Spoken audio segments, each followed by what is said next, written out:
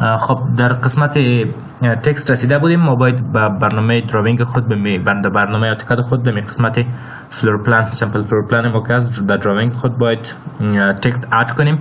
به خاطر اد کردن تکست قبلا ما گفتیم که باید یک سلسله کارهای دیگر هم انجام بدیم. ما میتونم که دیزاین یا استایلش تغییر بدم. ما تکست استایل میم فونت از آریال است، ما فونت از رو تبدیل میکنم به سمپل SHX ایره انتخاب میکنم و بعد روی اپلای کلیک میکنم. این رو مشخص کردم.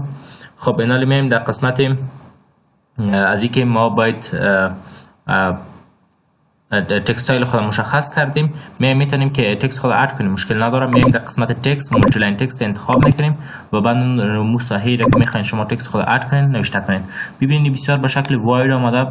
این رو میتونم که کمی خردتر بسازم به خاطر از اینکه منظم تر بیه. باز این قسمت مثلا من امی تکست خود اد میکنم، کمی رو باز میتونم که ویتس یا هر چیز تر بسازم. خب من نوشته میکنم تکست خود که بیدروم نمبر 1 است، اتاق خواب نمبر 1. خب بسیار خرد آمد. ما میتونم روی از این رایت کلیک کنم، بیایم در مولتی لاین تکست ایدیت، این سلکت میکنم.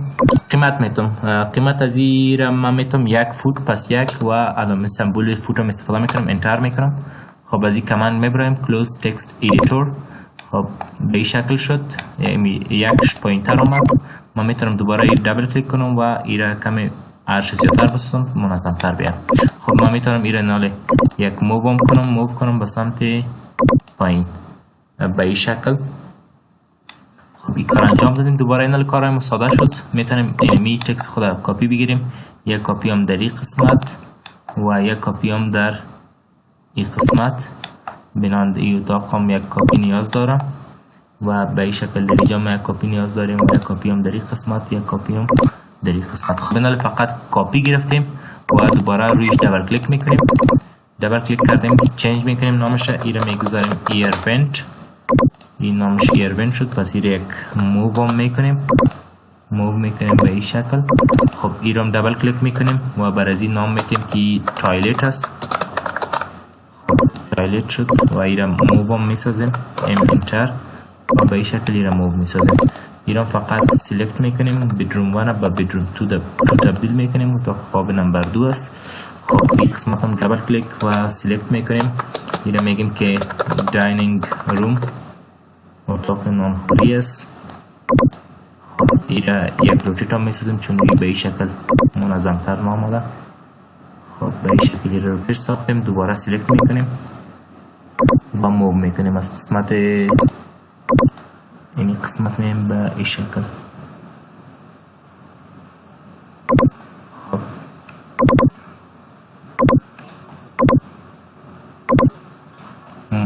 شد.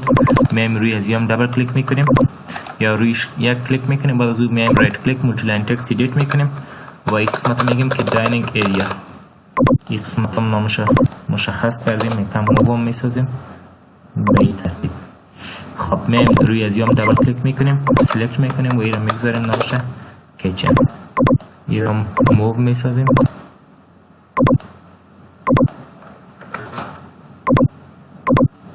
خب تکست های ما اد کردیم، ایرونت، تایلت، بیدروم 2، داینینگ روم و تمام تکست هایی که باید در برنامه آتوکاد خود برای فلور پلان خود اد کردیم.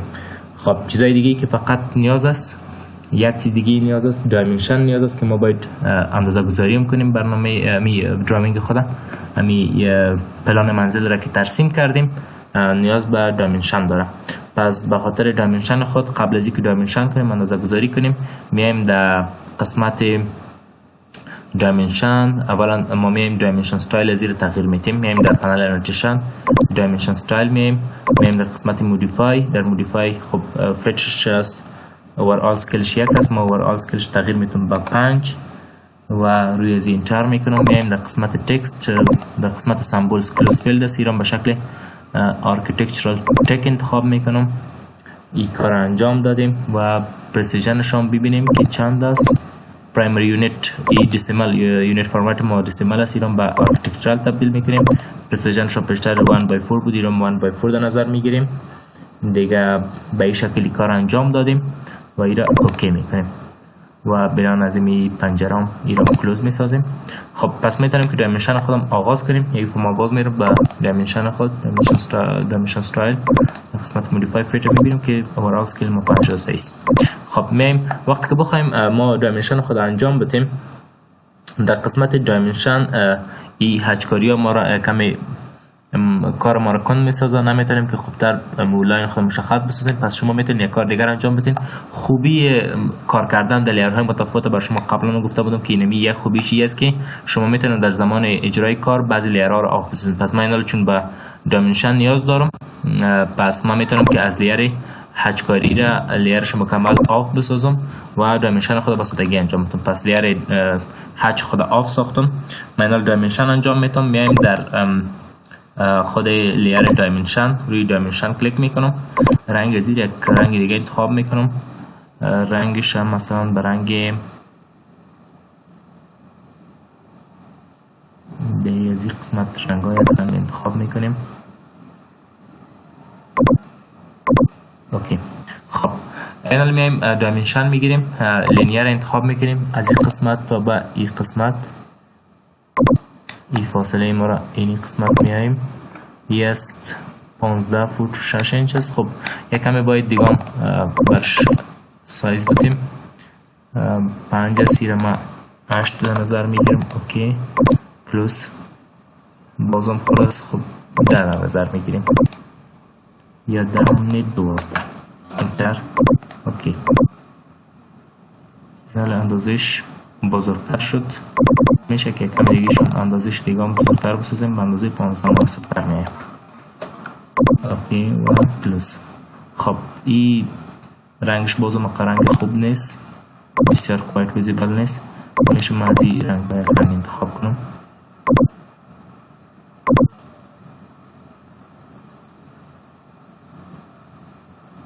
خب درست است، این رنگ انتخاب کردیم برش. دوباره ما دایمنشن میگیرم، من میتونم ریپیت، خب ریپیت لیر شد، من میایم به قسمت لینیر، دوباره دایمنشن میگیرم، از این قسمت هم تا به این قسمت این دایمنشن میگیریم به این سمت.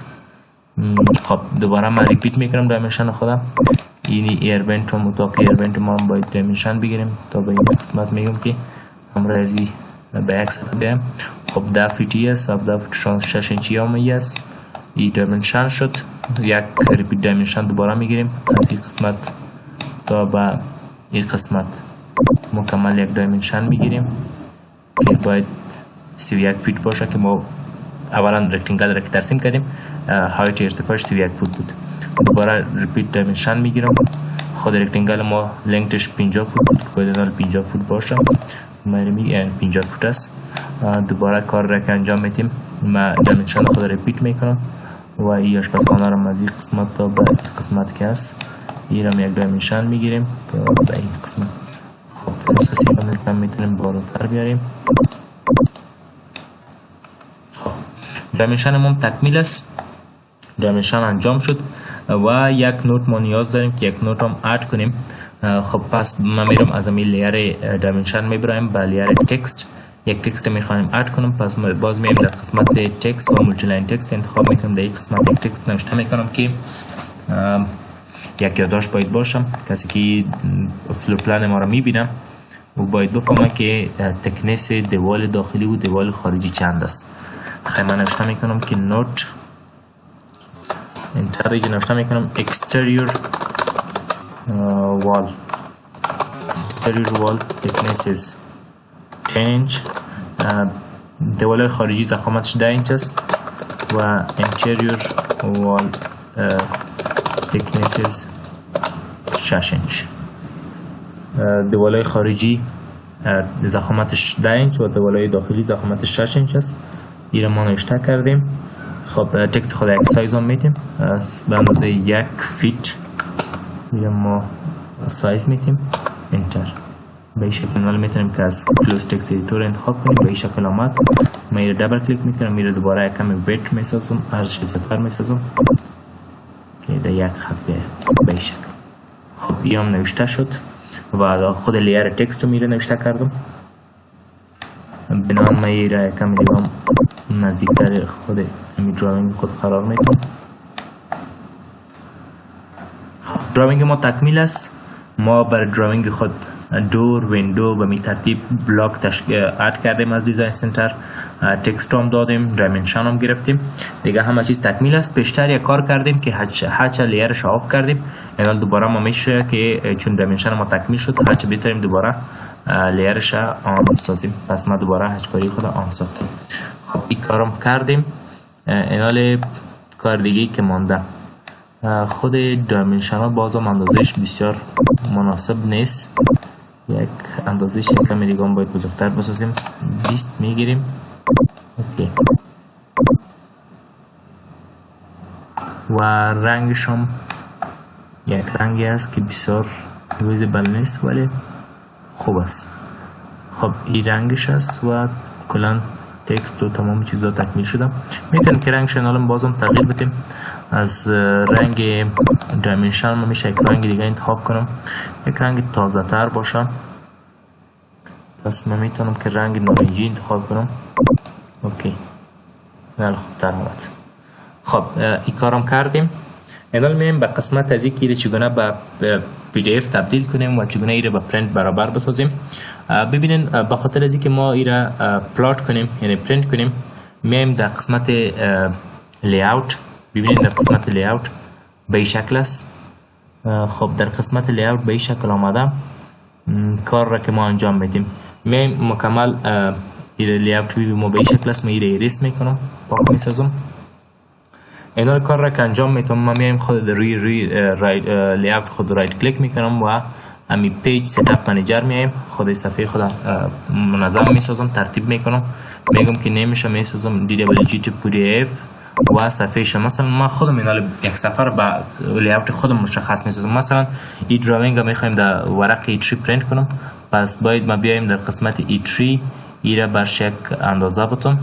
خب ما میگم که این ورق باشه E3 بنان صفحه به شکل E3 باشه و E3 هم E3 متفاوت داریم. ما صفحه 297 در 420 است و 420 در 297 در 420 میگیرم یا گیر تبدیل کنم به 420 در 297 آیزوی E3 ایرده. خب به شکل لندسکیپ خوب است چون دراوینگ هم به شکل لندسکیپ است. این کار انجام دادیم. اوکی، اینالی ببینید این صفحه ما ترتیب شد به صفحه E3 که ما خود ما این قیمت برش دادیم. اینالی کار رو که انجام میدیم میایم خود ما امی روی برنامه آتوکاد خود امو دراوینگ رو که انجام دادیم. این برنامه این دراوینگ خود میخوایم در لیاوت خود انتقال بدیم. کار رو که انجام بدین شما وقتی که میخواین در لیاوت خود انتقال بدین میاین در قسمت تاب لیاوت روی لیاوت کلیک میکنین و اینجا رکتانگولار را انتخاب میکنین و این قسمت داتد پوینتر رو که میبینین به این شکل مکمل سطح که به شکل دات است. شما باید در این قسمت در 28 شما یک رکتانگل ترسیم کنید و مکمل نمود دراوینگ را که انجام دادید انتقال پیدا میکنه. پس این ما کلیک کردم ببینین مکمل دراوینگ ما انتقال پیدا کرد و این رنگ زرد از این تکست که از بسیار به نظرم خوبتر نامده، بسیار قابل خوانش نیست. ما این دوباره میایم در قسمت مدل و این تکست هم رنگش تغییر میتم، یک رنگ برش میتم که خوبتر خوانده شوه و خوبتر دیده شوه. این رنگ انتخاب میکنم یا میتونیم که یک رنگ دیگر انتخاب کنیم. رنگ بلو را انتخاب کنیم چطور است. رنگ بلو را میایم در قسمت لیاوت میبینیم خوبتر است. پس این رنگ بلو در نظر میگیریم. اینی صفحه را که میبینید عین نمی صفحه ایناله بر ما پرینت میشه. ما تونستیم تا سطح لیاوت خود پیج ست اپ خود ترتیب کردیم برای E3 برای ورق E3 بعد از لیاوت کردیم و مکمل از مدل وجود دراوینگ خود که انجام داده بودیم بر لیاوت خود انتقال دادیم. خب در این قسمت ما میتونیم که مکمل برنامه خود یعنی دراوینگ خود پلات کنیم یا پرینت بسازیم. کاری که شما انجام میتین میایین که روی پلات کلیک میکنین، این پلات است، روی ازی کلیک کنین. خب DWG PDF است، پیپر سایز از قبل انتخاب شده. کاری که انجام میتین ما در این قسمت فقط روی اوکی کلیک میکنیم و مکمل دراوینگ ما پرینت میشه. پس این ما دسکتاپ میخوایم پرینت بسازم و در این قسمت ما برای یک نام میتونم مثلا میگم که فلور پلان سیمپل فلور پلان، یک پلان منزل ساده است. پس این ما در دسکتاپ سیو میسازم. خب این دسکتاپ سیو کردم. ببینید این به شکل پی دی اف تبدیل شد و به این شکل آمد. مکمل دایمنشن، تکست و تمام چیزای ما موجود است. خب این هچکاری همه چیزای ما آمد به شکل رنگه. ما میتونیم در برنامه آتوکاد خود اگر وقتی میخوایم دراینگ خود به کس نشان بدیم، یکی به خاطر از اینکه کوایت ویزیبل باشه، بسیار خوب قابل خوانش باشه و بر دراینگ ما اگر یک پلان منزل ما را میخوایم به کس نشان بدیم، به خاطر از اینکه بتونه به سادگی ایرا بفهمه که چند اتاق داره و به چه شکلی است. خوب است که ما ایرا به شکل سیاه سفید پرینت کنیم. بنان ما در پلات استایل چیکار میکنیم؟ این دفعه ایرا کنترل پی میگیرم یا میرم روی پلات کلیک میکنم. فقط شما ببینید می پلات استایل از ایرا تغییر بدین. این نان است، از پلات استایل میتونین ایرا به قسمت مونوکروم تغییر بدین.